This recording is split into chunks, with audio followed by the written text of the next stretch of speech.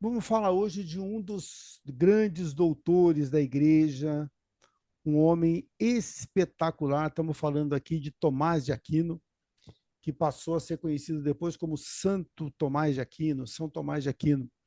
E teve alguém chamado Santo Alberto Magno, que também foi um dos grandes doutores da igreja, que dizia: chamam-no de boi mudo, mas seus mugidos ressoarão pelo mundo inteiro. Por que chamavam ele de boi mudo? Porque ele era muito quieto, uma pessoa muito calada, né? Mas que tinha pensamentos muito profundos.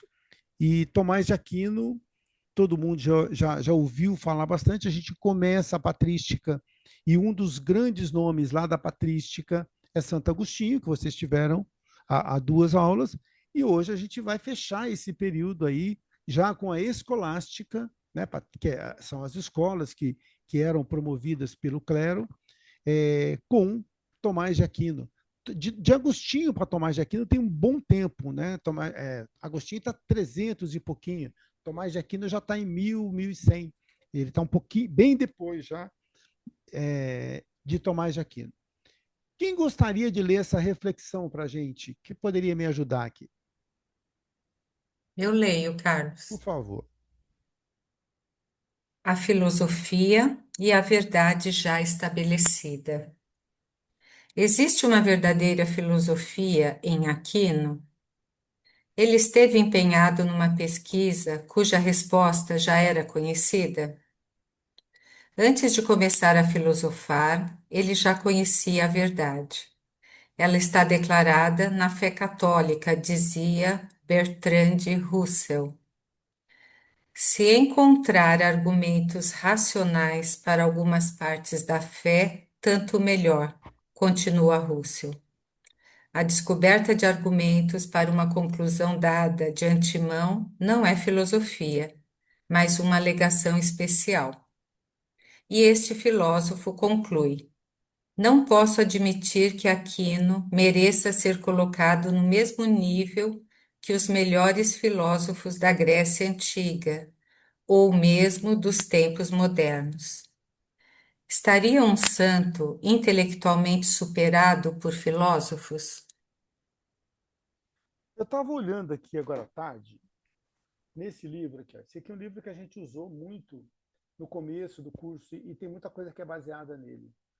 Os Filósofos, esse livro aqui é do Herculano Pires. E por Sua incrível que voz pareça, sumiu, sumiu de novo. Pronto, melhorou? agora voltou. Tá. Então, esse livro aqui é do Herculano Pires. E, e esse livro, por incrível que pareça, ele não tem Agostinho. Ele não tem nem Agostinho, nem Santo, nem Agostinho, nem Tomás de Aquino. É um livro que fala só de filosofia. E olha que interessante. Por que, que ele não tem? Porque muita gente não vai considerar Tomás de Aquino como um filósofo puro, né? Por causa que ele vai falar muita coisa e essas verdades que ele vai falar são verdades que estariam subordinadas à fé. Então, muita gente vai fazer aí um olhar meio estranho, né, para Tomás de Aquino. Mas eu gostaria que você viesse comigo para que a gente pudesse mergulhar nessa filosofia dele, para que a gente possa entender um pouquinho, né, desse movimento que é a escolástica, né? Na verdade, ele é sim um filósofo, ele é considerado, né, principalmente pelo cristianismo como um dos grandes filósofos, e a gente vai entender o porquê disso e qual é o diferencial da filosofia de Tomás de Aquino. Quem que pode ler essa introdução aqui para a gente? A minha é diferente, tá, do livro. Tem que ser aqui da tela mesmo, quem puder. Eu posso ler. Tá. Tomás de Aquino levou a escolástica ao seu ponto mais alto, consolidando a principal forma de pensamento da Idade Média no Ocidente. Embora haja divergências sobre seus méritos, há consenso quanto à grandeza de sua obra filosófica. Seu principal feito foi usar a filosofia de Aristóteles como ferramenta para fortalecer a teologia católica. Partindo das bases místicas de Agostinho, Aquino construiu uma filosofia cristã mais racional, buscando demonstrar a existência de Deus e oferecer fundamentos lógicos à fé. A filosofia dele, ela vai provar para a gente, tá? Depois a gente vai ter um momento aqui que ela vai provar, dentro da razão, dentro do racional, a existência de Deus. Ele vai ter também uma gnosiologia, que é uma teoria do conhecimento, que também se. Mas, ou seja, tudo que Agostinho. Que, sempre confundo, que Tomás de Aquino vai falar para a gente, sempre é no intuito de colocar Deus como a figura central, sempre no intuito de mostrar essa existência de Deus. Ou seja, eu pego a filosofia e ela está submetida, de uma certa forma, à fé. Tá? E outra coisa, a igreja, até esse momento, 1100 e pouquinho, ela precisava de alguém que viesse dar a ela uma base, uma consistência filosófica. E o que Tomás de Aquino vai fazer? Ele vai lá em Aristóteles e busca muitas ideias de Aristóteles. Então, vai se dizer assim, Aristóteles revive em Tomás de Aquino. E aí ele pega essa base de Aristóteles e traz. E aquela filosofia, por exemplo, se alguém aqui já foi católico ou é católico? Então você vai Eu já ver que. fui. Eu Né, também. então você vai ver que lá na Igreja Católica fala-se muito em Tomás de Aquino. Né, porque a base da filosofia católica. Por que a gente fala católica? Porque lá em 1100 ainda não tinha Martinho Lutero, ainda não tinha aquela divisão. Né? Então, o cristianismo era, naquele momento, o catolicismo. E aí a gente vai ter essa Aristóteles, a filosofia de Aristóteles sendo revivida, mas também acrescentando-se muitas coisas pelo Tomás de Aquino. A gente vai ter aqui que ele nasce nessa região de Aquino. Eu estava até brincando com meu filho aqui, eu falei, adivinha aonde nasceu Tomás de Aquino? E ele ficou meia hora pensando, eu falei, pô, nasceu em Aquino, né, na Itália, é um lugar. Então, a gente pegava o nome da pessoa e juntava ao lugar de onde ela veio. Né? Tales de Mileto, né? A gente vai ter Heráclito de Éfeso, né? Então, o nome entrava quase como o nome da cidade era quase como se fosse um sobrenome para a pessoa, né? E ele vem de uma família nobre, né? A gente vai entender muitas vezes que filósofos geralmente vêm de famílias abastadas, existem exceções, mas a maioria vem de famílias abastadas, até porque pela pirâmide de Maslow é muito difícil alguém com fome querer filosofar. Né? Então, geralmente são pessoas que também têm mais acesso à cultura, principalmente aqui, ó, 1225, que é quando ele nasce. E apesar da resistência da família, ele ingressa na ordem dos dominicanos. Ele estuda em importantes centros intelectuais europeus, como Nápoles, Paris e Colônia, na Alemanha, onde é aluno de Alberto Magno, que é aquele que falou lá do Boi Mudo, um dos maiores sábios de sua época. Ele se destaca por sua inteligência, equilíbrio e profundidade espiritual. Se você for buscar, por exemplo, informações sobre Tomás de Aquino, todos ou muitos deles vão dizer da sua inteligência, da sua perspicácia. Era alguém que tinha uma inteligência muito fora do normal, tá? Até porque a gente está aqui já há quase 900 anos, né, dele, e estamos falando ainda sobre o legado dele, né? Durante sua vida, dedicou-se ao ensino, à escrita e à pesquisa filosófico-teológica. Morreu aos 49 anos, deixando uma obra monumental que influenciaria profundamente o pensamento cristão e a tradição intelectual do Ocidente. Em 1323, ou seja, próximo à sua morte, ele foi canonizado e mais tarde declarado doutor da Igreja. Então, nós estamos falando aqui. Quando a gente fala, por exemplo, da filosofia cristã, a gente tem muitos nomes, mas a gente tem dois nomes que fazem toda uma diferença. Um é Tomás de Aquino e o outro é Tá todo mundo com o microfone fechado, eu não ouvi ninguém falar. Santo Agostinho? Santo Agostinho, tá? Começa Santo Agostinho e lá no, então a gente vai ter esse período aí da Idade Média. É claro que Agostinho ainda não está bem na Idade Média. A Idade Média começa um pouquinho depois de Agostinho, mas vamos pegar ali como quase bem no, se estivesse um pouquinho antes. Mas a gente vai ter esse movimento aí da patrística e da escolástica e a gente vai ter aí uns 900 anos de diferença, começando com Agostinho e lá no final a gente vai ter Tomás de Aquino, quase que fechando esse movimento aí da escolástica.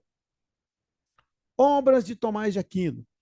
A obra dele é vasta, mas sua marca principal foi unir fé e razão, articulando o cristianismo com a filosofia de Aristóteles. Ele acreditava que a verdade religiosa e a verdade racional não se contradizem, pois ambas têm origem em Deus. Poxa, quando eu pego, por exemplo, aquele eterno debate ciência e religião, não deveria, segundo a ótica de Agostinho, não deveria ter diferença. Por quê? A ciência, ela explica muitas coisas de Deus, não é? E a religião também. Então, as duas coisas não deveriam brigar entre si. E essa vai ser uma das tônicas de Tomás de Aquino. Ele vai falar assim: não, não pode, porque as duas coisas vêm de Deus. Né? As verdades religiosas e as verdades da razão. As duas coisas vêm de Deus, então não pode haver contradição. Então, aquela eterna briga, ciência e religião, não deveria existir.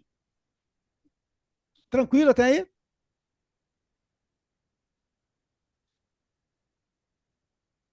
Divisão dessas obras dele. Ele tem essas obras sistemáticas que são estruturadas e completas e apresentam a doutrina cristã de forma racional. Ele tem essa suma teológica, que ele vai falar um pouco de teologia, e depois a suma contra os gentios. Quem são os gentios? Os não cristãos. Né? Os não cristãos. Então, aí ele vai ter essas duas sumas aqui. Dois tratados, dois trabalhos que ele vai falar. Comentários filosóficos, que são explicações sobre textos de filósofos clássicos, especialmente Aristóteles. Então, a gente já teve a aula sobre Aristóteles e a gente viu que vocês gostaram, né? Lembram mais ou menos da filosofia de Aristóteles ou não?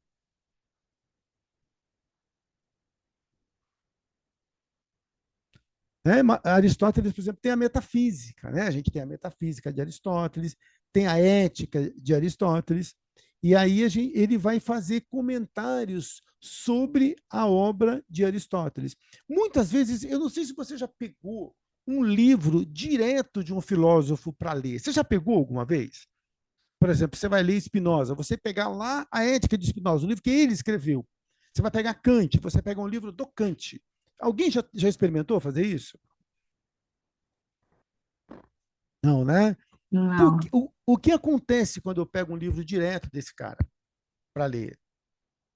É muito complicado. Geralmente a gente vai ler livros de alguém que comenta o trabalho daquele filósofo, porque fica mais palatável para a gente. Né? E à medida que a gente vai depois desenvolvendo um pouquinho mais, aí a gente pode começar a tentar ler a obra direto do filósofo.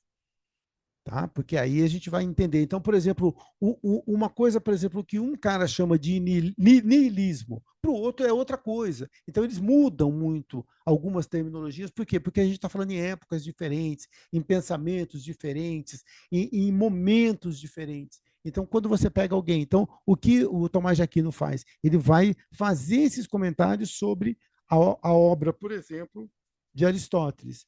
Ele vai ter uma outra obra aqui, que são comentários bíblicos, né? E aí ele vai pegar aqui evangelhos, as cartas de Paulo, o livro dos profetas, também vai fazer comentários sobre isso e vai falar sobre a moral. Isso é muito bacana. Né? Então, ele está dando a sua visão sobre essas obras teológicas. Esses opúsculos e questões disputadas, textos curtos sobre temas específicos feitos para debates acadêmicos, sobre a verdade, sobre o mal e sobre a espiritualidade, questões da espiritualidade. Carlos, pra isso gente. que você está trazendo da dificuldade quando você pega o próprio autor, eu tive a oportunidade quando eu conheci Shakespeare, porque Uhum. eu peguei, minha mãe tinha coleção e eu fiz a bobagem de pegar Romeu e Julieta para ler. Gente, pensa numa coisa sem graça para quem nunca. Eu não entendi nada da história, eu era adolescente nessa época, né? Então, eu acho que quando você traz essa questão de você pegar o filósofo mesmo, você tem que ter traquejo, já ter lido muito, estudado muito, né? Para fazer mais, para ser um pouco mais fácil de compreensão, né? Com certeza, Maria Cláudia. A gente, por exemplo, a esses dias. Ah, tá, eu vou até falar algo interessante que eu gostaria de convidar vocês, né? A gente teve agora no domingo retrasado, não ontem, no outro domingo, a retomada de um café filosófico. Acho que o Mauro falou para vocês, né? E esses cafés filosóficos, a gente vai ter eles uma vez por mês. Eu sei que tem algumas pessoas que não são daqui de São José, mas eu queria convidar você, que é daqui de São José, né, ou aqui de pertinho, de Jacareí, Caçapava, é, porque é muito interessante. É uma forma da gente conversar um pouquinho sobre filosofia fora da aula. Né? A Clyde esteve lá. Eu conheci a Clyde pessoalmente, né, no Café Filosófico. E é muito bom, porque aí a gente começa a debater e falar sobre filosofia. A gente está fazendo esse curso, a gente já falou sobre isso algumas vezes, desde 2004, ou seja, 21 anos. E no começo, pega lá 2, 3, 4 anos, eu ia nesses cafés filosóficos, ou na própria aula de filosofia, e as terminologias eram muito complicadas. Eu achava muito difícil a terminologia, as palavras. Alguém aqui já teve, acha também que é meio umas palavrinhas assim que a gente às vezes não entende. E quanto mais a gente lê, quanto mais a gente ouve, mais a gente se familiariza, a gente vai entendendo essas coisas e elas passam a ser naturais. Entendeu? Então, isso é muito legal. E aí a conversa começa a ficar muito mais gostosa. É o mesmo da leitura. Eu já vi muitas pessoas pegarem livros e falar assim: puxa vida, que livro complicado. E à medida que a gente vai lendo, não vai melhorando, por exemplo, a literatura espírita. Muita gente fala assim: é difícil ler livro espírita por causa da terminologia. Mas à medida que você se acostuma, não vai ficando mais fácil. E a filosofia é a mesma coisa. À medida que a gente vai familiarizando, a gente vai aprendendo. É claro que todos vamos ter muito que aprender. Todos temos muito que aprender. Ninguém aqui tá acima de ninguém. Né? Mas à medida que a gente continuar fazendo esse exercício que a gente está fazendo aqui, você vai ver que com o tempo a gente se acostuma e vai ficar gostoso isso. O que ele faz aqui nessa gnosiologia? O que é gnose? Quem que pode me explicar o que é gnosiologia? Sem ir no Google. O que é gnose? Conhecimento? Conhecimento. Tá? Então, quando eu estou falando em gnosiologia, eu estou falando em teoria do conhecimento. Tá? Não, não é, entendeu? Poxa, um nome tão complicado. O que é gnose? Gnose é conhecimento. Tá? Então, estudo do conhecimento, a teoria do conhecimento. O que é tomista? De Tomás de Aquino. Muitas vezes, até essas coisas assim que a gente está entrando agora na filosofia, pô, o cara falou em tomista. O que é Tomás de Aquino? Então, aquilo que vem. Então, a teoria do conhecimento em Tomás de Aquino explica como eu consigo conhecer a realidade. Como que eu absorvo o conhecimento? Ele vai falar que o conhecimento começa pelos sentidos, mas se completa na inteligência. Aquilo que eu toco, aquilo que eu vejo, aquilo que eu ouço, aquilo que eu, né? E isso que vem pelos sentidos, eu começo a conhecer a realidade. E a minha inteligência, ela vai racionalizar isso e fazer com que eu passe a entender dessa forma. Ou seja, ele une o realismo aristotélico com a visão cristã da alma. Por quê? Porque ele fala que a inteligência é a alma. E os sentidos, o corpo. Quem tá tocando, quem está sentindo é o corpo, mas quem está interpretando é a alma, que seria para ele a inteligência. Então, por exemplo, para Tomás de Aquino, Ele é dualista. Então, para ele, existe a alma e existe o corpo. Nessa dimensão, existe a alma. Mas, no final, ele vai dizer que essas duas coisas são complementares. Vamos pegar aqui alguns princípiozinhos dele. Não há nada no intelecto que não tenha passado pelos sentidos. O ponto de partida do conhecimento é sensível. Primeiro sentimos, depois entendemos. Vai ter uma turminha que a gente vai estudar daqui a pouco, que vai chamar assim os empiristas. Não vai demorar muito, mais umas aulinhas a gente vai entender esses empiristas. Alguém já ouviu falar essa palavra, empirista?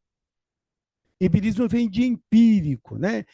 John Berkeley, John Locke. Então, esse pessoal, Berkeley, John Locke, eles vão dizer assim que nós somos uma tábula rasa. E todo conhecimento eu adquiro através dos sentidos. Por exemplo, uma criança nasce e eu mostro para aquela criança, ó, isso aqui é uma garrafinha de água. Ah, garrafinha de água ficou na cabeça. Olha, isso aqui é um microfone. Ah, microfone. Então, ele vai adquirindo o conhecimento. Ele nasceu sem conhecimento e vai adquirindo conhecimento.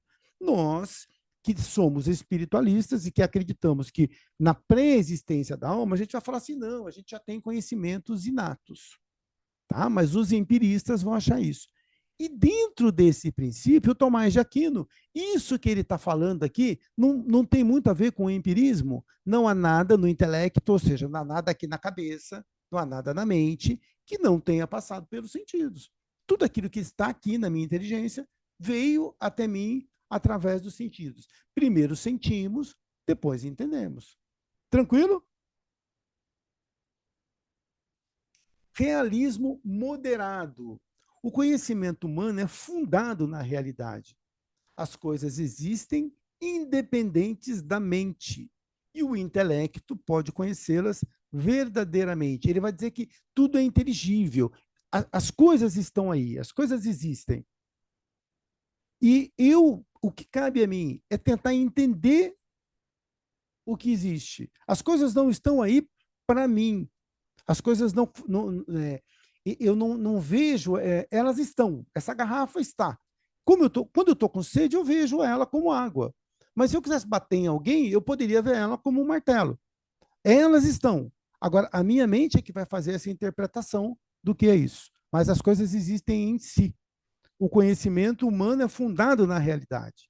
As coisas existem independente da mente. E o intelecto pode conhecê-las verdadeiramente. Ou seja, as coisas são. O universo é inteligível. Eu sou capaz de entender as coisas. Se vocês quiserem falar alguma coisa, pode falar, tá bom? Abstração intelectual. O processo que separa a forma universal dos dados concretos, a mente não cria, descobre o universal presente nas coisas. Exemplo de muitos homens, conceito de homem. Vocês tiveram aula semana passada com o Cláudio, falando sobre Abelardo e Averroes, não tiveram? E o Cláudio explicou para vocês o que são esses universais, não explicou? Se ele não explicou, nós vamos conversar. Explicou, não explicou? Né? O que Ficou e esses foi um universais... sofrimento. Foi difícil para entender? Foi, mas depois de um certo estudo, melhorou. Tá, então o que é universal? A ideia de homem é universal. O Marcelo é o particular, tá? Mas ele pertence a uma categoria dos homens, tá? A Maria Cláudia, ela pertence à categoria das mulheres. A Maria Cláudia é particular, mas o universal serão as mulheres. E eu tenho um universal maior ainda, que seria a espécie humana. Tá bom? Aí, o que acontece? O processo que separa a forma universal dos dados concretos. A mente não cria, ela descobre o universal presente nas coisas. Ou seja, a mente vai fazendo analogias e vai entendendo. Então, a gente está falando aqui do homem e tudo mais. Quando eu falo de honra, eu falo de moral, eu falo de virtudes. Então, ele vai buscando lá, através desses exemplos universais e trazendo para o caso particular. Intelecto agente e intelecto possível. O intelecto agente, ele torna a experiência, ele me faz entender as coisas, ele me faz ter uma dimensão do que são as coisas. E o intelecto possível, ele recebe e guarda os conceitos universais. A inteligência atua e recebe, formando o conhecimento completo. O que ele está querendo dizer aqui para mim? O intelecto agente é aquele que ensina, grosso modo, tá? Grosso modo. E o intelecto possível é o que recebe a informação. E você tem os dois. Porque se eu for conversar com a Miriam, ela vai, em alguns momentos, ela vai ter esse intelecto agente. Ela está me ensinando. E eu estou aprendendo com a Miriam. E aí, num outro momento, eu estou ensinando para a Miriam. Então, eu tenho aqui na minha mente os dois. Eu tanto sou capaz de tornar inteligível, de fazer com que eu seja capaz de entender as coisas. Mas, ao mesmo tempo, eu guardo esses conceitos universais e também posso transmitir para você. Tá? Então, isso o quê? Isso é que é a teoria do conhecimento. São as formas como o conhecimento chega até mim. São as formas como eu desenvolvo o conhecimento. Como que eu consigo aprender? Eu não sei se você... Tem alguma professora aqui do básico? Uma das dificuldades que eu tenho na minha vida, acho que a Márcia que falou que é, né? Já foi, né, Márcia? É como eu Sim. pego uma criança que não sabe absolutamente nada e ensino essa criança a ler. Como eu alfabetizo essa criança. Como eu Então, pego uma... quando você trouxe o conceito aí de empirismo, eu lembrei muito da educação empirista, né? Que antigamente tinha essa linha, achar que o aluno era uma tábula rasa, que não sabia nada, e que dentro da escola a gente ia colocar lá a tal da educação bancária de Paulo Freire, né? Que a gente ia colocar os conhecimentos porque ela não tinha nenhum. Hoje, Uhum, né, na educação moderna, a gente já trabalha com, também não são pré-requisitos, não. A gente trabalha com os conhecimentos prévios. Então, por exemplo, como alfabetiza uma criança? Primeiro tem que saber que conhecimento que ela já traz sobre isso, de vida.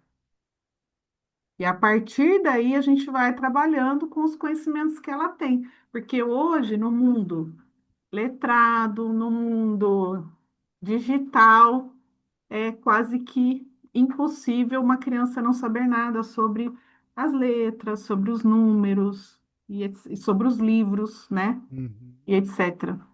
E isso mudou, então, com o tempo, né, Márcia? Mudou com o tempo, porque Mudou, viu-se né? exatamente isso, que essa educação empirista, ela não não privilegiava os saberes que o próprio aluno trazia de casa, né? Uhum, E mesmo que ele não tenha muitos recursos financeiros, por exemplo, falar, mas aquele que veio de uma comunidade sabe menos do que aquele que tem mais oportunidades de sair, de conhecer lugares e tal. Sim, tem mais oportunidades, mas mesmo assim ele sabe alguma coisa.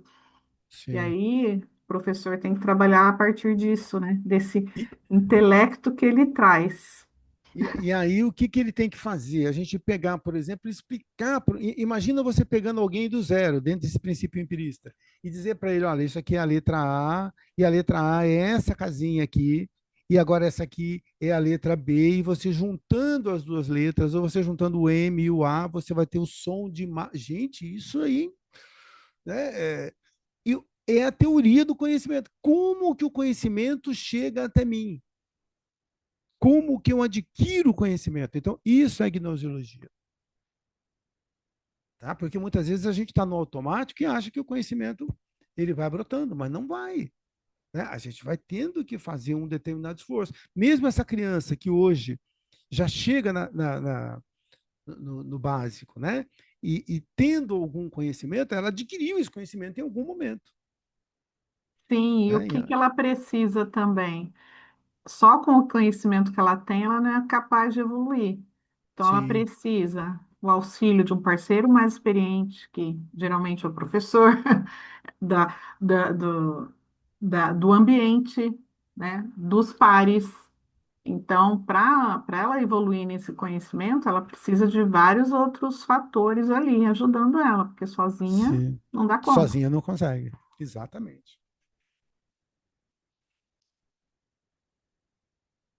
Unidade corpo e alma. O conhecimento humano é corpóreo e espiritual ao mesmo tempo. Os sentidos pertencem ao corpo, a inteligência pertence à alma, mas ambos formam uma única pessoa que conhece.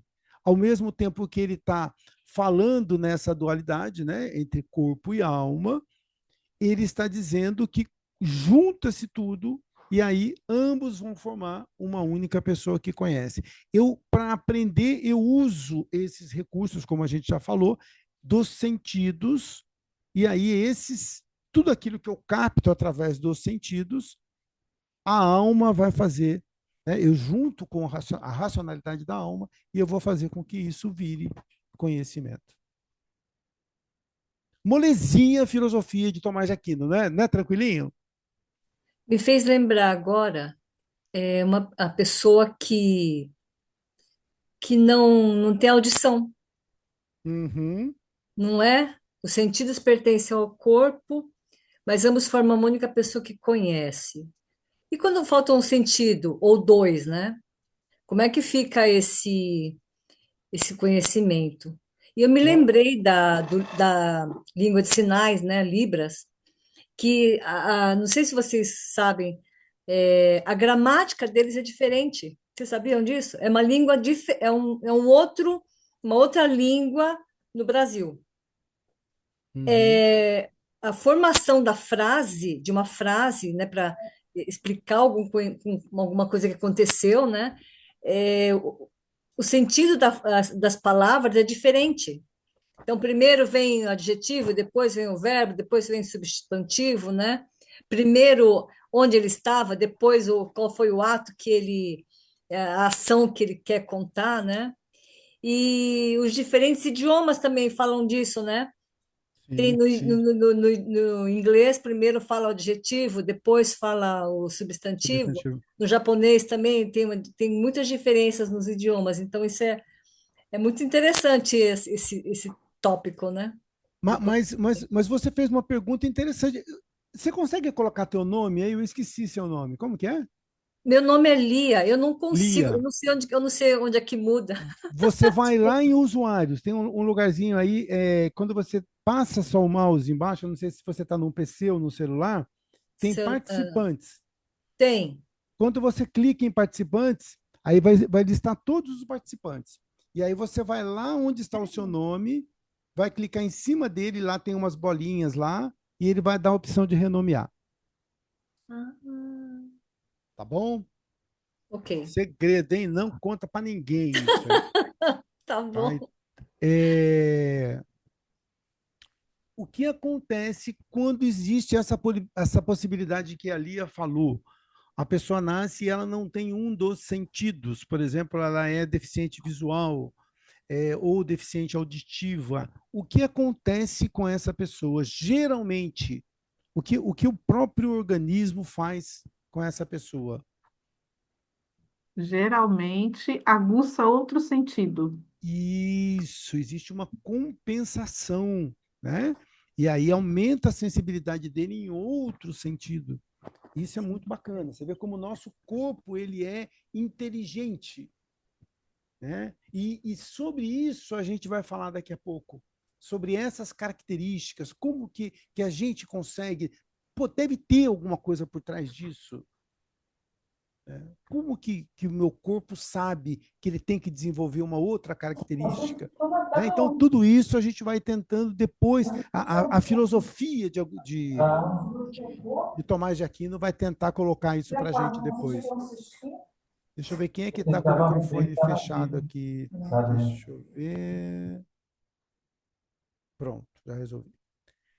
Tranquilo até aí?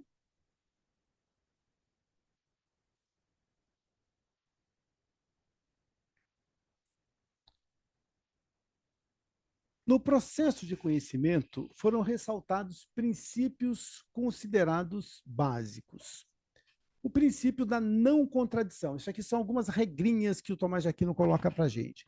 As coisas não podem existir sendo e não sendo ao mesmo tempo. Eu não posso chover ao mesmo tempo que não chove. Ou chove ou não chove.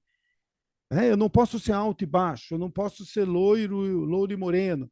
Ou seja, ou é de um jeito ou é do outro. Então não há contradição. Isso tudo para a gente poder montar esse edifício de como o conhecimento chega para mim, como a minha mente ela vai trabalhando esse conhecimento. Entendeu? Então, como que eu vou criando essa figura, como que eu vou montando os personagens, as coisas? O princípio da substância. Uma pessoa pode engordar, envelhecer, mudar a cor do cabelo, pode perder o cabelo, né, Marcelo? Pode fazer o que for. O cabelo fica branco, mas ela continua sendo a mesma substância. Ela continua sendo a mesma. O Heráclito, lembra do Heráclito que ele dizia? Tudo muda o tempo todo. Lembra da música do Lulu Santos? Tudo muda o tempo todo no mundo, nada do que foi será do jeito que já foi, tudo muda, Heráclito. E o Parmênides falava o quê? Não, a essência é a mesma. E aí você fala, quem está certo? Os dois, porque um está falando de características, Heráclito, e Parmênides ele fala do ser. A Márcia Ramos, o Mário Saraiva, a Ana Patrícia, ela pode engordar, emagrecer, ficar mais nova, ficar mais velha, com cabelo loiro, cabelo preto, mas é a mesma essência, é a mesma pessoa, é o mesmo ser. Então, isso que ele está dizendo aqui. O princípio da substância. Uma pessoa pode engordar, envelhecer, mudar a cor do cabelo e continuar sendo a mesma substância. O princípio da causa eficiente. Tudo que passa a existir precisa de algo que o faça existir. O som está diminuindo. Sério? Está aqui na boca aqui o microfone. Ó. Deixa eu ver. Melhorou? Sim. Melhorou? O princípio da causa eficiente. Tudo que passa a existir precisa de algo que o faça existir. Se eu estou aqui, é porque alguma coisa fez com que eu existisse. Foram meus pais. Então, tudo vai ter uma causa. O princípio da finalidade. E tudo que existe age em vista de um fim. Ou seja, todo ser tem uma direção ou um propósito natural. Tudo tem uma razão de existir. E o princípio de ato e potência. Todo ser contingente tem duas dimensões, ato e potência. Potência representa aquilo que não se realizou, mas pode realizar, e ato é aquilo que está realizado. Quem que dá um exemplo para mim de ato e potência? Isso a gente viu em Aristóteles, tá vendo? É a filosofia de Aristóteles que ele está trazendo aqui para a gente. Dá um exemplo para mim de ato e potência. Ana Patrícia, que já é aluna velha aqui no curso de filosofia. Ai, Carlos, peraí. Ato e potência?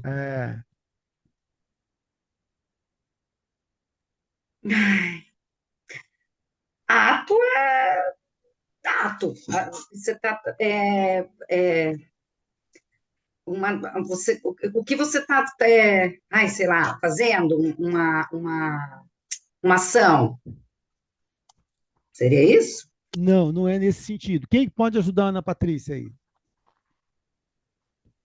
A Clarice, que está na primeira janelinha lá. Pode falar, Clarice. Você está louca para falar sobre isso. Pelo pensamento. Não, eu não tenho a mínima ideia. Eu imagino que Não. potência seria assim, algo que poderia acontecer, mas não acontece. Árvore E e semente? é a coisa que é realizada. Eu só Isso. imaginei isso, mais nada, não sei nada. Tá. Ó, quando eu olho, por exemplo, essa questão que a Lia falou aí, ó, a semente. A semente, ela é uma árvore em potencial. Então, o que é semente? Ela vai ter a condição de ser uma árvore. Olha aqui, ó. Todo ser contingente tem duas dimensões. Potência representa aquilo que não se realizou, mas pode se realizar. Ou seja, o que é a semente? Ela é o ato, aquele momento, ela é semente, mas ela tem a potência, ela tem o potencial de se transformar na árvore. Por isso que eu olho para um garoto ou para uma garota, eu olho, por exemplo, aqui, vamos pegar aqui um bem jovem aqui, o Mário. Eu falo assim, o Mário é um garoto que tem potencial. O que eu estou querendo dizer quando eu falo isso? Que dentro de si, o Mário tem condições de ainda crescer muito. Olha como vem tudo da filosofia. Tá vendo? A filosofia, ela está na tua vida, está em todos os momentos. Então, ato e potência, aquilo. Então, todos nós, ao mesmo tempo que somos ato, aquilo que nós somos hoje, nós somos potência também. A gente também tem todo um potencial para se desenvolver.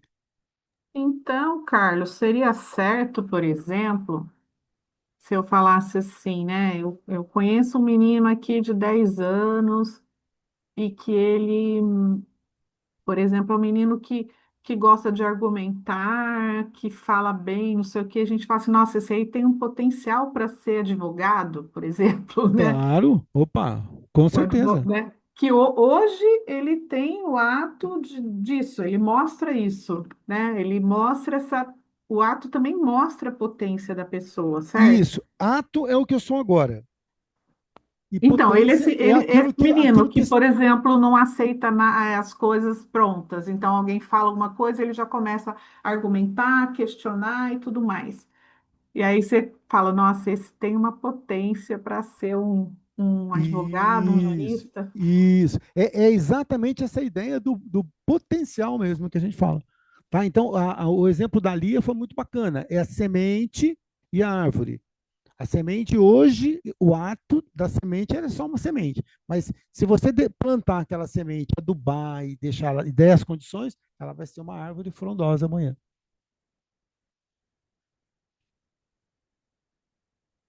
Aqui nós vamos ter as 5 vias de Tomás de Aquino. Ele argumenta racionalmente pela existência de Deus. Então vamos lá, eu queria que você tentasse, vamos entender junto isso aqui de Tomás de Aquino. O movimento, do movimento ao motor imóvel. Tudo que se move é movido por outra coisa. Não é possível uma cadeia infinita de motores. Conclusão: deve existir um primeiro motor que move sem ser movido. O que Aristóteles disse com isso e que Tomás de Aquino foi lá e buscou? Se eu tenho todo o universo, vamos imaginar o universo como exemplo. Eu tenho lá esse universo todo em movimento. Quem colocou isso em movimento? Quem que deu o primeiro impulso para que isso acontecesse? Entendeu? Então, todo o movimento que existe, se não é, isso move sem ser movido. Ou seja, para Tomás de Aquino, quem deu esse início para o movimento de tudo que há, só pode ser Deus. Porque quem colocou a Terra para girar em volta do Sol? Você vai falar assim, foram as leis lá da gravitação universal, tudo mais. Mas quem criou essa lei? E quem deu o start em tudo isso? Você entendeu? Então ele vai lá e faz perguntas assim, sabe quando você vai perguntando e perguntando e perguntando e perguntando, até que chega um ponto que você já não tem mais respostas? Causa eficiente, da causalidade à causa primeira. Toda causa tem uma causa anterior. Causa de si mesmo é impossível. Não pode haver regressão infinita de causas eficientes. Conclusão: existe uma causa primeira encausada. Qual que é a primeira pergunta do Livro dos Espíritos, para aqueles que são espíritas? Tem alguém espírita aqui ou não? O que é Deus? O que é Deus e qual é a resposta? Você só lembra da pergunta. Deus é a causa Inteligência. primeira, É, Causa suprema. primária, causa primeira de todas as coisas. Então, aqui, ó, existe uma causa primeira encausada. Ele que começou a causar tudo. E quando ele para fazer essa pergunta, ele fala: puxa, mas quem pode ser? E Tomás de Aquino vai dizer: só pode ser Deus. Porque não teria ninguém, nenhum outro ser que poderia ter feito isso. E através dessas perguntas racionais, entendeu? Ele, puxa, a própria razão é que vai dizendo, não é? E a gente vai tentando chegar a essa conclusão que ele vai colocando para a gente. Contingência, do contingente ao necessário. As coisas existem, mas poderiam não existir. Nada contingente explica por si a sua existência. Se tudo fosse contingente, poderia ter havido um momento em que nada existisse, mas do nada, nada vem. Conclusão: existe um ser necessário que dá existência aos contingentes. Eu fiquei aqui a tarde inteira matutando o negócio, eu queria que você me ajudasse. Que danado desse contingente que esse homem está falando? O que é isso? Quem é que me ajuda? São ocorrências, são circunstâncias? Quem é que falou? A Lia? É, O que Sim, mais? Quem é que pode complementar o que a Lia falou aí? ocorrência, é circunstância. caso acidental, né, Carlos? Seria, né? Isso, as Algo, coisas. ocorrência acidental, sem, nesse sentido, né? Tá. Do contingente ao necessário. As coisas existem, mas poderiam não existir. Então, se elas poderiam não existir, nada contingente explica por si a sua existência. Se tudo fosse contingente, poderia ter havido um momento em que nada existisse, mas do nada, nada vem. O que eu costumo pensar é assim, ó, pega uma ilha deserta que não tenha, que ninguém nunca pisou lá. Se você pegar esse lugar, vamos pegar outro lugar aqui, Marte. Vamos supor que lá em Marte tivesse toda a condição. Você colocasse lá amanhã oxigênio, colocasse lá água, colocasse lá toda a condição. A vida iria brotar do nada lá em Marte? Ia sair um ser humano andando? Por quê? Porque ele vai dizer que do nada, nada vem. Mesmo que eu tenha aquela condição, nada vem. Alguma coisa deu início a isso. Aí sim, aí depois vai haver evolução. Mas e esse primeiro momento? Agora, O nada não existe. O nada não Oi? existe. O que é o nada? O nada não existe. O Isso. nada não existe. então, agora só uma coisa, contingência é uma condição, é uma situação, por exemplo, um Um acidente de acidente, um trânsito acidente. pode ser uma contingência. Isso, Então, isso, é isso é mesmo. fora do usual, é isso? O que ele vai chamar de contingente é aquilo que vem fora desse momento, é como foi colocado, é um acidente, é aquilo que vem de uma forma que não é perene, entendeu? Então surgiu aquilo ali. Então, como que essas coisas surgiram? Tá? Como que isso que ele está chamando aí de acidentes, como que as coisas surgiram? Mas eu poderia até perguntar de onde que eu surgi, de onde você surgiu, né? Porque nesse momento nós somos contingentes. Da onde que surgiu? Do nada não sai nada. Então, se eu estou aqui falando com você, é porque de algum lugar a gente veio. Mas de onde foi criado? Não eu, o Carlos, não você, a Maria Cláudia, mas o universal, o ser humano. Entendeu? A vida. Ele vai falar assim, poxa, eu não sei de onde veio. Então só pode ser de Deus. Ficou claro isso?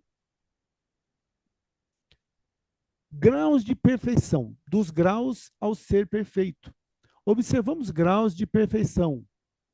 Mais bom ou menos bom, né? Mais verdadeiro, menos verdadeiros. Esses graus pressupõem um referencial máximo. Conclusão. Opa. Existe um ser perfeitíssimo, fonte de toda perfeição. Poxa, se eu tenho esse universo perfeito, eu tenho Eu poderia ter, por exemplo, um universo onde os planetas ficassem se chocando um com o outro aqui no sistema solar, onde as coisas fugissem ao controle. Mas tudo, para ele, é perfeito. As coisas não estão perfeitas. Então, se eu tenho esse grau de perfeição, é porque tem alguém muito perfeito que criou tudo isso. E para ele, esse alguém muito perfeito só pode ser Deus. Quando alguém perguntar para você sobre a existência de Deus, você já tem agora um pouco mais de argumentos, né? Seguindo aqui esse pensamento de Tomás de Aquino. O quinto, finalidade, né? Que seria a teleologia, da ordem ao intelecto ordenador. Coisas sem inteligência agem de modo ordenado e constante, que eu estava falando aí, leis da natureza. Ordem implica direção a um fim. Direção a um fim supõe uma inteligência que orienta. Conclusão: existe um intelecto supremo que organiza o cosmos. Lembra que a gente estava falando dos planetas? A gente estava falando, por exemplo, da perfeição da natureza. Quando a gente estava falando em ato e potência, e ali deu o exemplo da semente. Você já imaginou, por exemplo, que você pega uma semente, enterra ela e enterra na terra, né, a redundância, e ela faz com que brote uma árvore. Pô, você acha normal isso? Não é meio mágico esse tipo de coisa?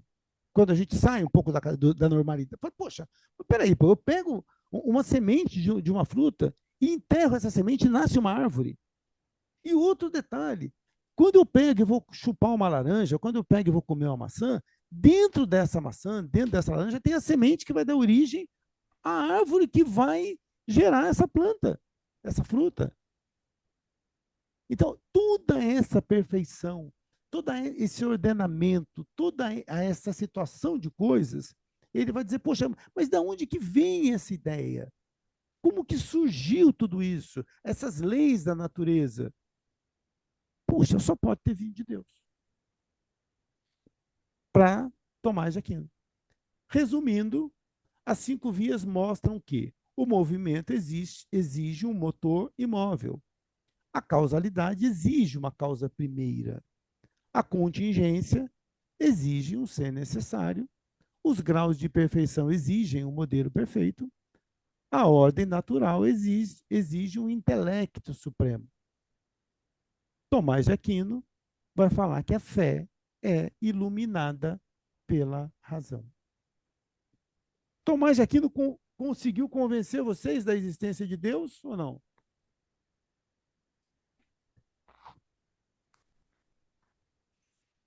Nós estamos falando de 900 anos atrás.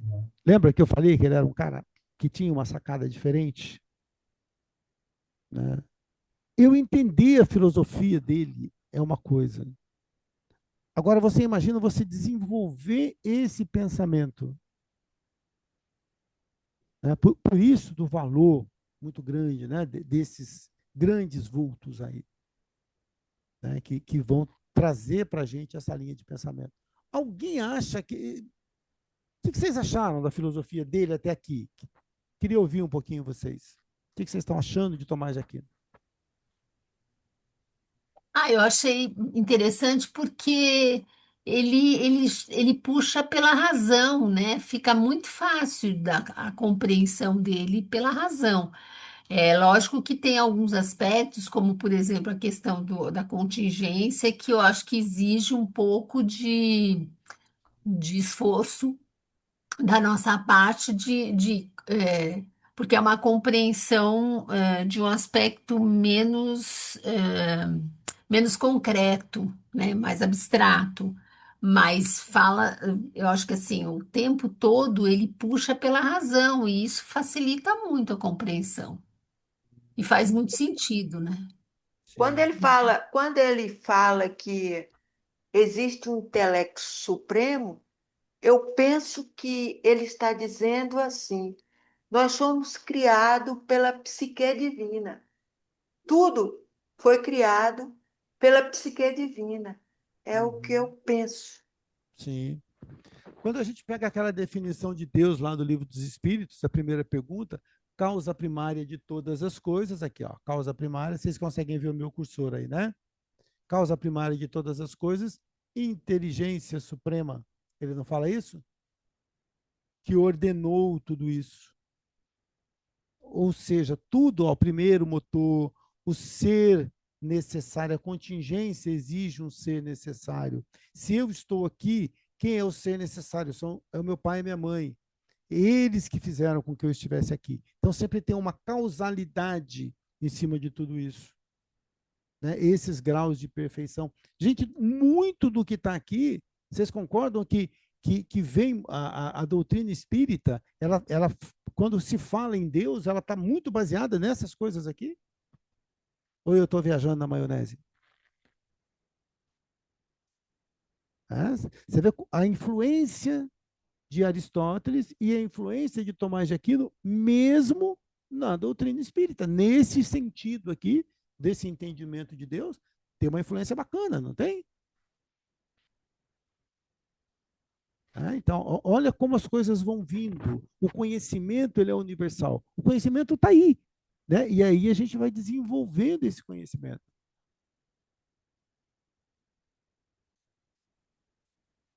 Agora vamos falar um pouquinho sobre a moral de Tomás de Aquino. Base geral. Caminho para o ser humano realizar plenamente a sua natureza. O fim último do ser humano é a felicidade, entendida como união com o bem supremo.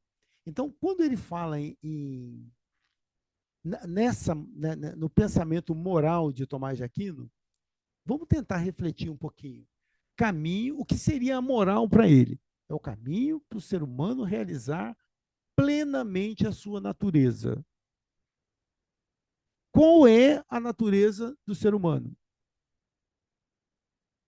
O fim último do ser humano é a felicidade, entendida como união com o bem supremo, Deus. O que ele está tentando me dizer aqui?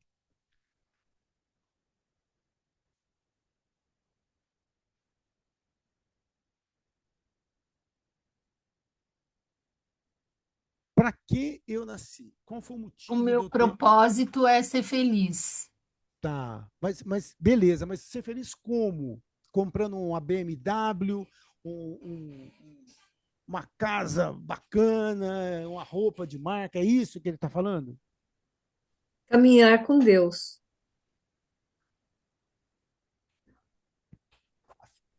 Vamos lá, eu quero ouvir mais vocês nesse sentido aí. Caminhar com Acho que é Deus, caminhar bacana. com Deus dentro da sua, realizando plenamente a sua natureza, quer dizer, dentro da proposta Ser feliz. de ser feliz. Caminhar feliz É. vai te levar até Deus. É a Eu acho, felicidade entendida. O que é felicidade para ele? A união com o bem supremo. Sim. O que é esse bem supremo? Deus. eu acho que ele está falando sobre a evolução do ser humano. A gente é a busca constante por evolução, pelo crescimento moral. Tá. Lembra que a gente falou no começo sobre consciência, os níveis de consciência? O que é a evolução, senão a subida do nosso nível de consciência. E quando eu chego lá no nível de. Ele começa no 9 para baixo e vai subindo até o 0. Quando eu chego lá em cima, eu não sei se é 0 ou 1, mas quando eu chego lá no. Vamos supor que o máximo fosse 0. Quando eu chego nesse nível de consciência, eu não passo a ser um só com Deus. O que Jesus dizia sobre Deus, sobre o Pai? Eu e o Pai somos um. Ou seja, nós estamos em sintonia total. Então, seria isso. Então, qual é a busca do ser humano? É essa felicidade que eu vou ter, né, quando eu estiver unido com o bem supremo, estiver unido com Deus. Bacana isso, né?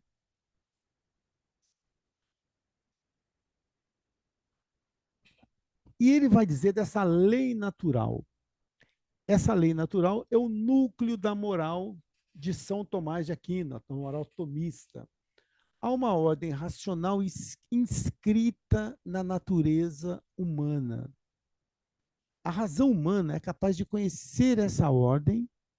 Agir moralmente é agir de acordo com a razão. O mal moral acontece quando a pessoa se afasta do bem sugerido pela razão. Ou seja, lá dentro de você existe essa intuição disso, olha, agir moralmente é agir de acordo com essa razão que eu tenho lá dentro de mim. E o que essa razão me diz? Fazer o bem e evitar o mal. Conservar a vida. Você não tem dentro de si esse instinto de conservação da vida? Você não tem dentro de si esse instinto de propagar a espécie? De buscar conhecer. A gente não é induzido ao crescimento, mesmo que a gente não busque, não queira. A gente, de uma certa forma, a gente não acaba sendo, né, levado por essa onda e viver em sociedade. Isso são leis naturais, elas estão dentro de nós. E quando eu sigo esses princípios básicos, eu estou me aproximando do Criador. Eu estou me aproximando de Deus quando eu faço isso. O que Jesus ensina para a gente tem a ver com essas coisas aqui?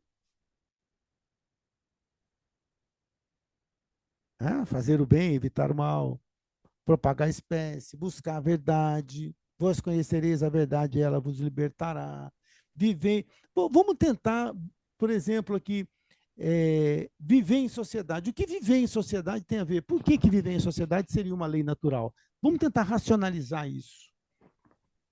O que isso pode me trazer?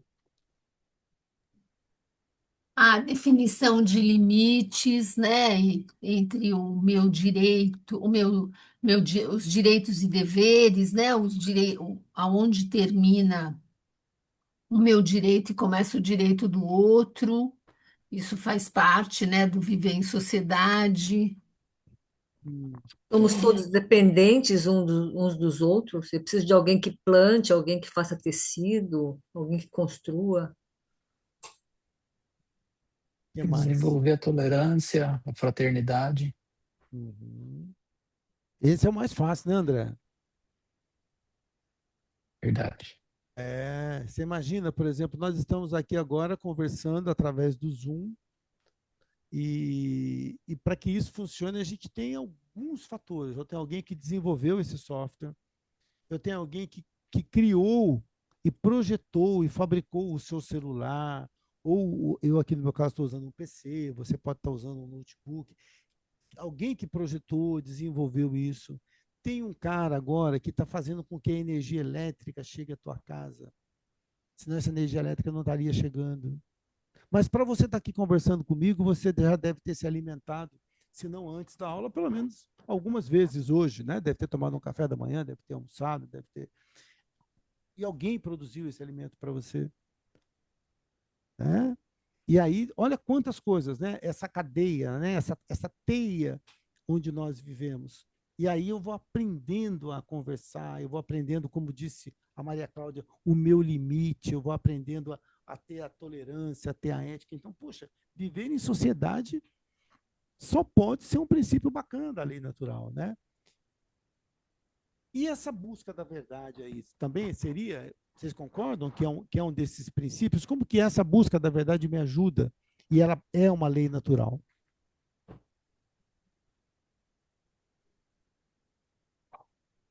Buscar a verdade envolve justiça, envolve agir corretamente. Será que o filósofo ele é aquele que busca a verdade ou não? Lembra quando a gente pega a etimologia da palavra filosofia, né? Sofia é conhecimento, né? Sabedoria. Então é aquele que busca a sabedoria, ou seja, que busca a verdade, de uma certa forma, né? E aí a gente vai passando a entender, olha, então o que Tomás de Aquino está me dizendo, né? Que são leis naturais e quando a gente se afasta dessas leis, a gente está indo no sentido oposto ao Criador. E quando a gente se aproxima, a gente está aumentando a nossa sabedoria, está melhorando a nossa condição de consciência, né? Elevando a nossa consciência e nos aproximando de Deus. Fala, Marcelo. Assim, muito bacana a discussão e quando você falou do bem supremo, e às vezes a gente tem dificuldade de fazer uma abstração do que seria o bem supremo, eu lembrei de um filme famoso, não sei se as pessoas aqui tiveram a oportunidade de assistir, chamado Avatar. Maravilhoso. Ali Maravilhoso. mostravam. Oi? Não, Alguém? muito bom o filme. Sim, pode falar. Então, assim, por que a lembrança? Ali mostrava uma sociedade, né, naquele universo do Avatar, uma sociedade que vivia em harmonia com a natureza, né? A colaboração recíproca entre o pessoal que era do mundo lá do Avatar, né? Até para matar um animal, existia um respeito com a natureza. Então, assim, essa sociedade, né, do Avatar, representada no filme, ela mostrava-se uma sociedade um pouco mais evoluída em termos de estar em harmonia com esse bem supremo que eu queria falar, né? Então, com essa natureza, essa harmonia. Então, toda vez que a gente, nessa temática, se aproxima disso, da colaboração, né, a gente estaria em estado de felicidade, né? É o que eu penso nesse sentido. E outra coisa quando fala-se em viver em sociedade, a reflexão, a gente já começa essa sociedade quando existe uma união homem e mulher. Já é uma micro sociedade, onde a gente tem que fazer concessões de um lado, né, para ter o respeito, para ter a colaboração, para a gente progredir, né? Então, o homem e a mulher vão progredindo naquele universo, né, se somando. Então, já começa aí umas relações sociais já nesse relacionamento primário aí, né, essa micro sociedade. E quanto mais isso nutrido, respeitando as diferenças, as essências e as capacidades, os potenciais que cada um carrega, né? O potencial tende a crescer infinitamente. Eu mudei a fonte do meu microfone aqui, melhorou. Vê se melhorou agora. Tinha um pessoal reclamando que não está conseguindo ouvir. Melhorou assim ou não? Tá melhor? Tá do mesmo Tá jeito? bom. Tá Eu não melhor. sei se faz sentido aí a reflexão, né? Faz muito, Marcelo, porque uma das, das coisas, né, que são muito importantes para a gente é essa vida, né, em sociedade, né? E quando você coloca, por exemplo, a questão do avatar, a gente não vai ver um lugar, por exemplo, desenvolvido tecnologicamente, né? Mas a gente vê um lugar que tem uma harmonia, né, entre natureza e as pessoas, né? E talvez isso seja uma evolução muito maior, né? Que a gente às vezes fica pensando que essa harmonia, ela, ela, ou seja, à medida que a gente evolui tecnologicamente, isso é bom, mas não pode ser só isso, né?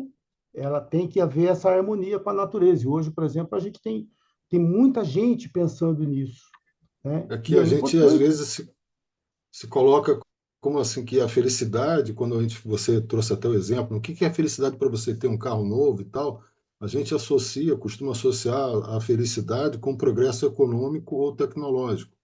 E às vezes não é isso. Você tem uma vida mais simples e mais feliz do que, né, muita gente que tem um patrimônio tecnológico ou econômico maior, mas você não encontra felicidade. Porque a grande sacada, uma vez numa dessas aulas aqui, a gente estava conversando sobre isso. E aí o que é interessante, né? E alguém falava assim, mas eu tenho direito de querer ter todas essas coisas. E a gente fala, claro, porque todos nós queremos ter essas coisas materiais. Mas quando eu quero buscar só isso está mostrando como eu estou ainda dentro dessa escala, né? Então, quando eu estou focando só as coisas materiais, eu pego esse meu nível de evolução da consciência, ele ainda está muito focado nessas coisas tangíveis, né? E à medida que eu vou, poxa, mas isso não me satisfaz mais. Né? Então, é muito da nossa própria evolução. À medida que a gente vai evoluindo, a gente vai mudando os nossos valores, né? A gente vai ressignificando esses nossos valores. E isso é bem interessante. Alguém mais gostaria de colocar alguma coisa sobre isso?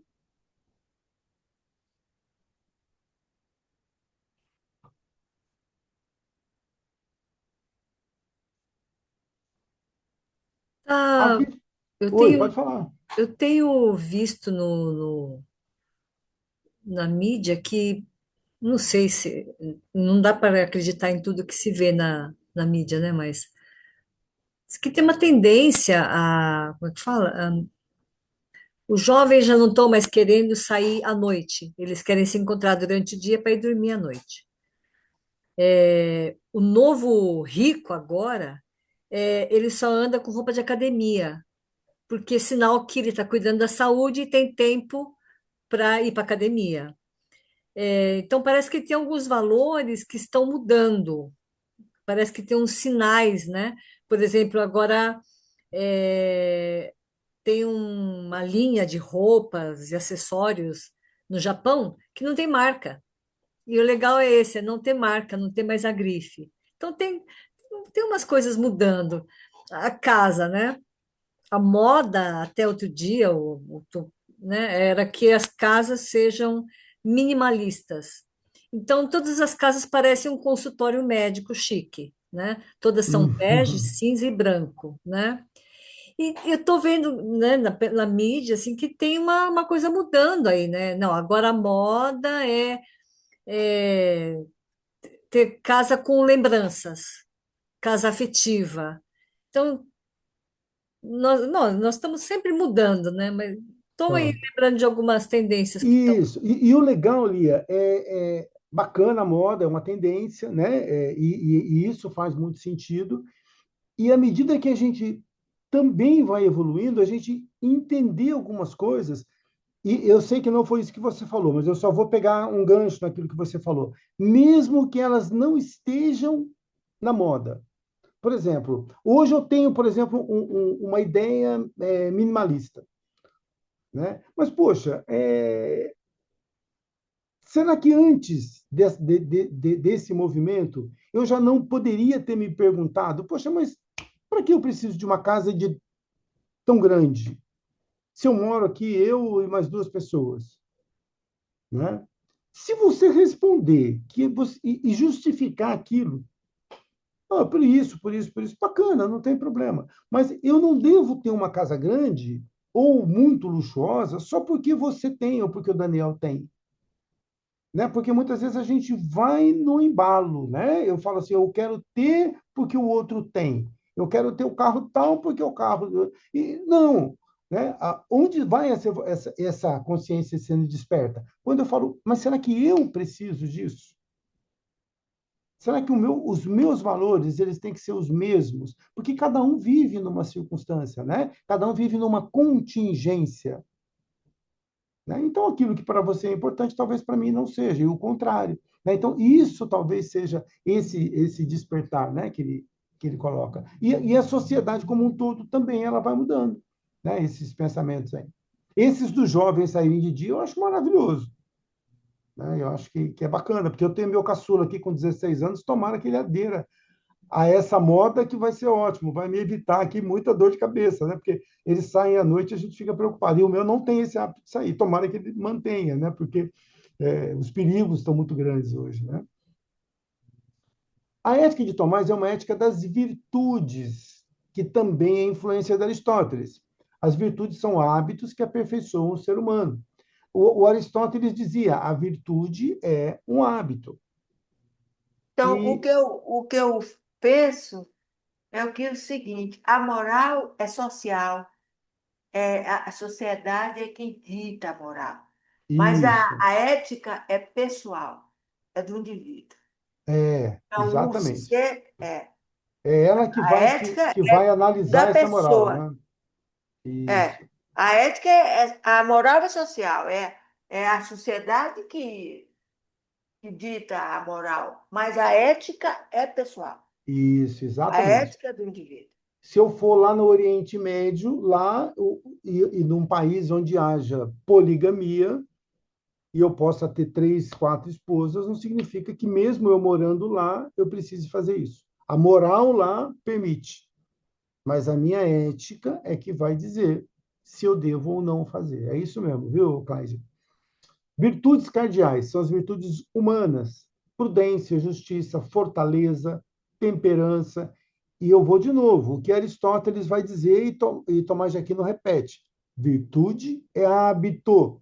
Eu não vou nascer com essa virtude muitas vezes, mas eu vou desenvolver essas virtudes. E as virtudes teologais, que são essas que infusas por Deus: fé, esperança, caridade. A moral só se completa plenamente com as virtudes teologais, pois a finalidade última é sobrenatural. Não adianta eu ter somente essas virtudes aqui humanas. Para Tomás de Aquino, eu vou ter que buscar também essas virtudes teologais, virtudes de Deus. Não adianta eu ser alguém muito prudente, mas alguém que não pratique a caridade. Não adianta eu ter muita temperança, muito autocontrole, mas não ter fé. Né? Então, as coisas se completam para ele quando a gente junta essas duas virtudes. Como que eu desenvolvo? Essas aqui eu desenvolvo de uma... Essas primeiras, essas humanas, eu consigo desenvolver mais fácil. Mas eu não consigo... Será que dá para eu desenvolver a fé? Né? Existe uma palavra que vai dizer assim: a fé não se prescreve. Eu não posso chegar para a Renata e falar assim: Renata, tenha fé. Eu posso até falar, mas isso não vai fazer com que ela tenha fé. Você entendeu? Então, a fé você tem ou não tem. É algo seu, algo que você vai tentar buscar desenvolver isso. Ok? Qual o significado de infusa por Deus? Infusa, ela foi colocada por Deus, ela veio de fábrica. Deus colocou no chip e já veio de fábrica isso para a gente. Então, tem pessoas que já vêm com essas três características. Ele já vem com isso. Ele já vem com isso. Isso. Tá? E Deus, se não colocou na fábrica, ele pode ir colocando depois. Ela não depende só de mim. Entendeu? Ah, ele pode colocar depois. Pode colocar Entendi. depois. Tá. Essas virtudes, até porque quando nós somos criados puros e ignorantes. Né? Então, com o Tá. tempo, então Deus vai colocando. Então, ele faz aqui um mix. Olha, algumas coisas você consegue e outras coisas Deus que vai colocando isso em você. Com o É que eu tempo. fiquei pensando no infusa, de infusão, né? De quando você está mergulhado em Deus, eu fiquei pensando nisso. Você teria que mergulhar em Deus para conseguir ter fé, esperança e caridade. Eu fiquei pensando nessa Então, palavra, né? mas dá mais ou menos na mesma, Lia, porque à medida que eu vou me desenvolvendo, eu vou me aproximando de Deus. Então, essas características, essas virtudes, elas começam a, a fazer parte, elas começam a chegar até mim. É verdade. Eu acho que mesmo. Estou aqui pensando, refletindo, né? Que quando eu não era espírita e fui me tornando espírita. Então, essas três características parece que foram sendo infundidas aos poucos em Sim, mim, né? sim. E você quer Legal. ver uma coisa? Eu não sei, quando vocês fazem uma autoanálise, não vão ter muitas coisas que você, à medida que foi se desenvolvendo, amadurecendo, de repente você viu e já tinha essa, vamos dizer assim, virtude, e você nem sabe como aquilo chegou em você? Exato, que eu, por exemplo, sou completamente diferente de toda a minha família, de mais de Uhum. 30 pessoas. Parece que só eu que tenho essas características de fé. As outras parece que não têm, então acho que estranho, né? Por que será isso, né? Se somos uma mesma família, Sim, convivemos desde criança, como é que pode, né? foi algo que você foi adquirindo com o tempo. Né? A Somos fé espíritos diferentes, né? também, Exato, Márcia, também, exato. também. É, várias vidas, várias Sim, experiências anteriores. sim. E talvez você seja essa pessoa que vai mostrar para eles, não precisa ficar fazendo discurso, mas mostrando para eles através dos seus exemplos, e eles podem aprender com você, ao mesmo tempo que você pode aprender outras virtudes com eles. Né? Então, essa vida em sociedade, essa vida em família, ela acaba ajudando muito. Eu aprendo algo Eu com sou, você, você aprende comigo. eu sou a ovelha esotérica da família. Pois é, tem que ter um doido na família, né? É, a moral só se completa plenamente quando a gente junta essas duas coisas. E eu costumo, às vezes, brincar aqui em casa. Eu falo, não adianta. Por exemplo, quando eu falo assim, eu quero ter um filho, uma filha bem-sucedido ou bem-sucedida. E aí um filósofo chato, ele pergunta, mas o que é alguém bem-sucedido?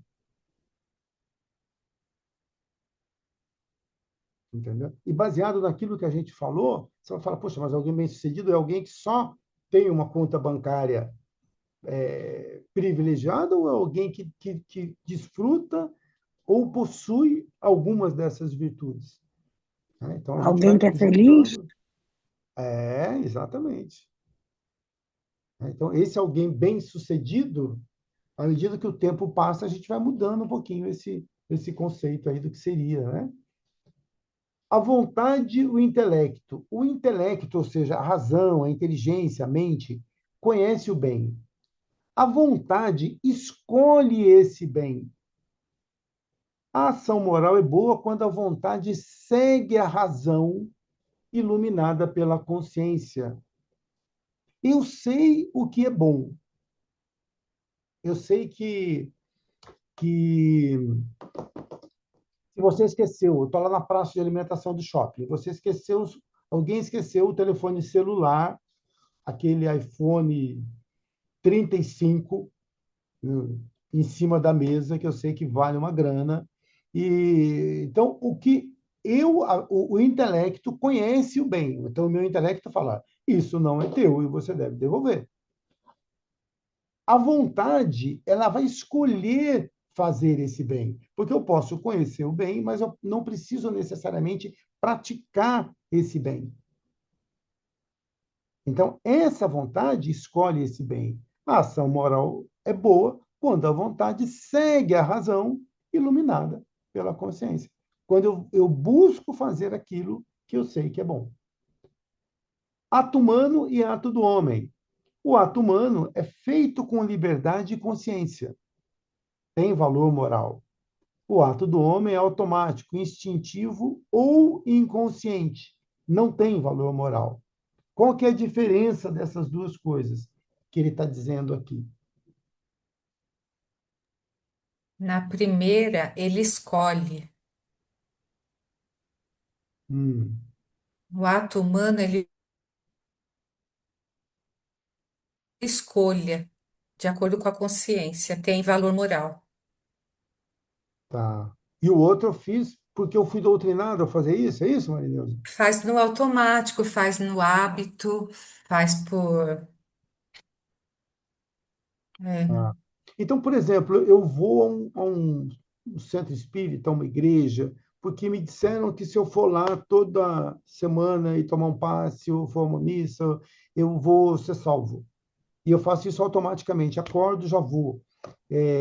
Isso é uma coisa. Agora, quando eu entendo que aquilo por si só não me salva, mas que é um caminho para o conhecimento, um caminho para o religare. Agora eu vou, opa, então mudou, né? E a própria busca da ética, a busca da moral, a busca em fazer aquilo que eu sei que é correto, né? Mas não porque todo mundo fez e não porque tem uma câmera. Toda vez que eu olho para um lado e olho para o outro, antes de fazer alguma coisa, é porque eu estou com medo da câmera, estou com medo do olhar alheio. Então, isso não tem mérito. O mérito Não é ato livre, né? não é ato livre. Né? Fala, poxa, mas será que não tem ninguém olhando? Então, eu vou fazer mesmo que não tivesse câmeras e não tivesse ninguém olhando, porque aquilo é uma escolha que eu fiz. Elementos do ato moral. Para que uma ação seja moralmente boa, deve ser em 3 dimensões. O objeto, ou seja, aquilo que eu fiz, tem que ser bom. A intenção minha também tem que ser boa. E a circunstância, ou seja, o contexto daquilo também me levou àquela atitude. A ocasião faz o ladrão, circunstâncias. Já ouviram essa frase, não ouviram? E eu pergunto, a ocasião faz o ladrão? Não, o ladrão já nasce pronto. Ele já nasce pronto, a ocasião revela o ladrão. Então, as circunstâncias, né? Não for, eu fiz aqui, mas pelas circunstâncias. Então, para que um ato seja moral, esse ato é bom, a intenção é boa e a circunstância não influenciou naquilo. Eu continuei fazendo aquilo mesmo com a circunstância não sendo muitas vezes favorável a mim.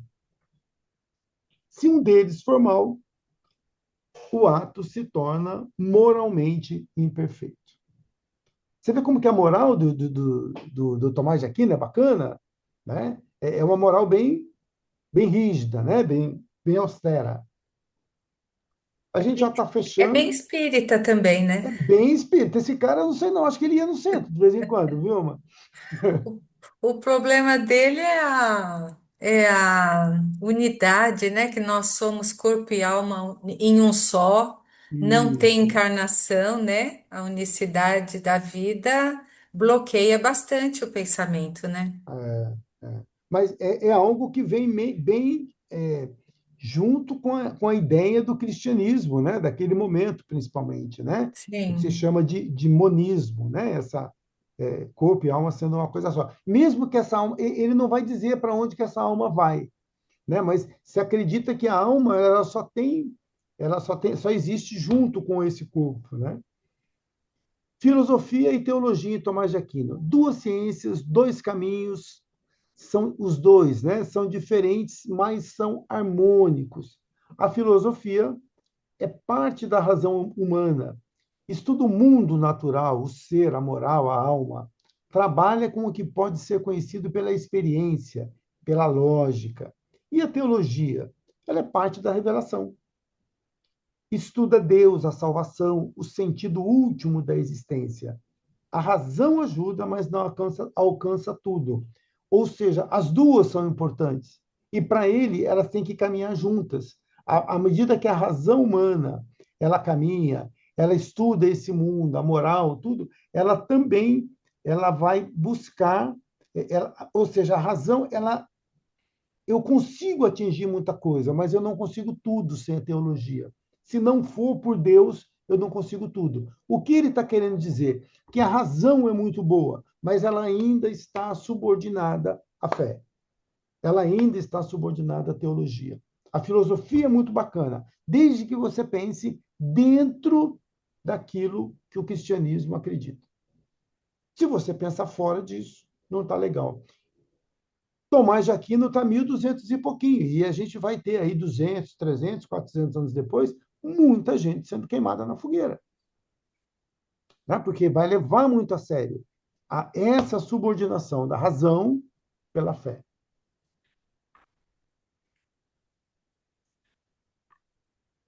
A verdade é uma só. Se fé e razão vêm de Deus, não podem entrar em conflito. A filosofia leva o ser humano até a porta do sobrenatural. A teologia abre essa porta, revelando o que a razão não alcança. Juntas, elas oferecem uma compreensão completa da realidade. Bonito isso, né? Ou seja, eu não tenho capacidade, segundo Tomás de Aquino, para entender tudo.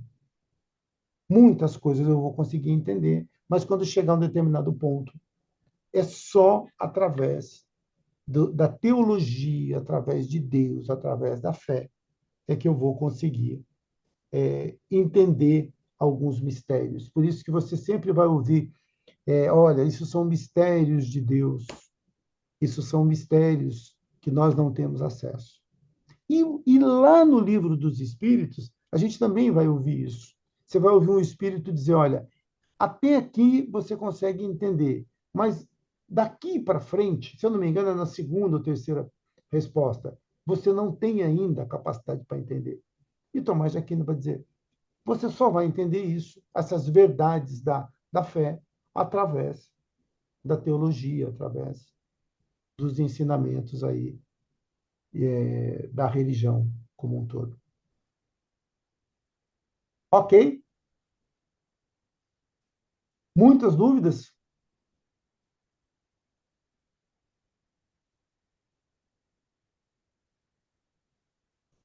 Tem que ter, né? Porque é algo muito, é uma filosofia complexa dele. A ideia, eu sempre digo aqui, a ideia é que a gente dê uma pincelada sobre esses filósofos e depois a gente vai ler um pouco mais, a gente vai se aprofundar. Hoje a gente tem muito material, né, na internet ou nas bibliotecas. Ontem eu passava em frente, anteontem, a Biblioteca Municipal aqui de São José e mostrava para o meu caçula lá que como que a gente tinha que fazer há alguns anos para poder adquirir o conhecimento, né? E hoje está fácil. Então é importante que a gente busque um pouquinho entender, porque esse cara é uma das feras, né, do pensamento cristão e muito daquilo que a gente pensa hoje na doutrina espírita, você vê que da onde vem, né? Por quê? Porque, mas os espíritos aprenderam? Sim, o conhecimento é um só, né? O conhecimento ele vem caminhando junto. A semana que vem a gente vai ter uma revisão de tudo aquilo que foi falado até agora no curso. Tá? E depois, na outra aula, a gente vai entrar num movimento chamado racionalismo. Aqui já tinha bastante razão, mas a gente vai falar bastante de racionalismo. A gente vai começar a falar aí de Descartes. Vai ser muito bacana também. Ok? Alguém quer colocar alguma coisa? Eu, a Por respeito favor. de ler o original de um filósofo, tem alguma dica, alguma observação que você possa nos ajudar? Por exemplo, né, quando eu li Assim Falou Zaratustra, eu fiquei muito irritada com ele. Falei, caramba, né? Hum, ele parece louco, irracional, né? Uhum. Quando você lê Diálogos de Platão, né? É mais fácil entender o que ele está falando. Sim. Agora, o Nietzsche já era mais difícil, né? É. E o Nietzsche é um cara mais mal-humorado, né? Um cara Exato. mais chato, né? E tudo mais. Isso, chato Isso. mesmo. Então, assim, a única dica que eu posso dar para todos nós, viu? Para mim, para todos nós, é que quanto mais a gente ouvir falar sobre filosofia, às vezes você está em casa, tá meio tranquilo, está fazendo alguma coisa, bota lá um podcast, um, um, um vídeo no YouTube, assiste o programa Fé e Razão às quintas-feiras, que a gente sempre traz gente interessante lá também. Então, quando a gente for falando sobre filosofia, a gente vai familiarizando com isso, com o pensamento, né? E aí vai ficando mais fácil a gente entender. Não dá para a gente deixar restrito só a uma aula, né, na semana. E só que eu vou te orientar de uma coisa. Isso é uma cachaça, entendeu? À É, medida que a gente vai se acostumando com isso, é muito legal. A gente vai ficando é verdade. viciado e fica. Por quê? Porque isso vai abrindo o nosso entendimento, vai fazendo com que a gente, pelo menos na questão do entendimento, a gente passe a entender uma porção de coisa, pare com brigas desnecessárias, discussões inúteis, discussão em rede social, discutir com o cunhado no churrasco, sabe? Porque ele pensa diferente. Então, a filosofia ela me faz questionar os meus valores, os meus princípios, as minhas atitudes. Então, isso é muito legal. Não é só para ser um intelectualzinho da família, não é isso, não. É para que eu possa ter um entendimento melhor de mim, em primeiro lugar, e da vida como um todo. E aí eu passo a entender. Isso é uma luta. Eu não estou dizendo que eu, o Mauro, o Custódio, tenhamos chegado tão longe disso. Todos aqui somos aprendizes. Todos somos. Não tem ninguém que esteja no nível mais alto que o do outro. Estamos tentando fazer isso, para que isso tudo que a gente está aprendendo aqui possa virar realmente atitudes, comportamentos. Aí sim, aí a gente vai estar num caminho bacana. É Ô, praticar. Carlos, Para ficar forte, tem que praticar. Fala, Marcelo. em relação ao que a Lia falou, né, por acaso eu abri aqui um arquivo PDF que tem como ler e escrever filosofia. Eu vou compartilhar no grupo da Ágora lá, tá? Eu vou compartilhar esse PDF, tá bom, Lia? Que ele dá uma dica de como você encara uma leitura de um grande filósofo, e eu acho muito importante você pegar na fonte também, para ver o que realmente os autores, nos seus originais, queriam passar. Mas aí, para fazer isso, é importante essa dica desse PDF, né, para entender o que conclusão, por que aquele momento ele passou, aquelas questões que ele explorou, e eu vou botar isso lá no grupo da Ágora para todos aí olharem essas orientações e, quem sabe, se aventurar a pegar um original de um filósofo, né, as coisas complexas e destruir um pouquinho. E a filosofia é isso que o Carlos falou, ela vai ajudando a gente a tratar as questões e aceitar a realidade de uma outra forma, né? E aceitar as crenças das outras pessoas, né, Carlos? O que eu posso dizer para você é: segue o líder, tá bom? Isso aí. Isso é coisa de flamenguista. Isso aí a gente tem que. Esquece isso, né, Marcelo? Mas só por isso que você falou, eu vou pedir para você fazer o encerramento. Não, não faz isso não, porque a maioria delas, elas estão no poder, não Ah, faz isso é? não. Quem É, gostaria de fazer um encerramento breve para a gente? não apanho aqui, é muita. Estamos em desvantagem. Renata que ficou quietinha. Você faz, Renata? Faço. Tá, joia, então. Então, vamos agradecendo a Deus por mais essa oportunidade, agradecendo por essa aula, pedir a Ele que abençoe a semana de todos, abençoe aí o Carlos, para que na próxima aula estejamos juntos aqui novamente e que assim seja.